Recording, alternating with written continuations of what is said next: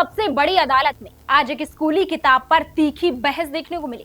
NCERT की 8वीं कक्षा की किताब में न्यायपालिका में करप्शन से जुड़ा अध्याय शामिल किए जाने पर सुप्रीम कोर्ट ने सख्त रुख अपना लिया है।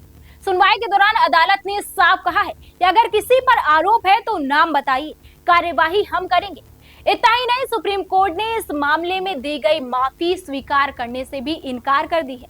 आखिर उस अध्याय में ऐसा क्या था और कोर्ट ने क्या कहा? नमस्कार, आप देख रहे हैं निशा नाउ समाचार और मैं हूं आपके साथ शुभी शुक्ला। देखिए हमारी एक खास रिपोर्ट। विवाद एनसीईआरटी की कक्षा 8 की एक पाठ्य पुस्तक से जुड़ा है, जिसमें न्यायपालिका में करप्शन विषय पर एक अध्याय शामिल किया गया।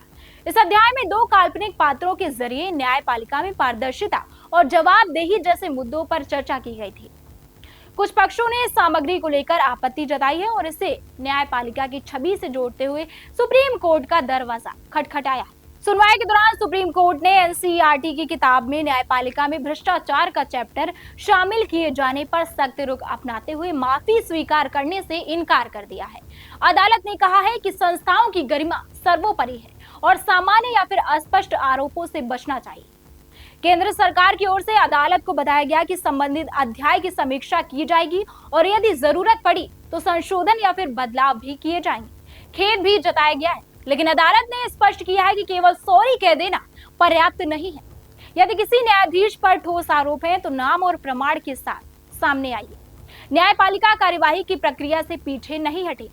अदालत ने यह भी दोहराया है कि लोकतंत्र में विमर्श और पारदर्शिता जरूरी है, लेकिन संस्थाओं के खिलाफ सामान्यीकृत आरोपों से बचना चाहिए। शिक्षा सामग्री तैयार करते समय विशेष जिम्मेदारी और संतुलन बरतना आवश्यक है, क्योंकि उसका प्रभाव सीधे छात्रों पर पड़ता है।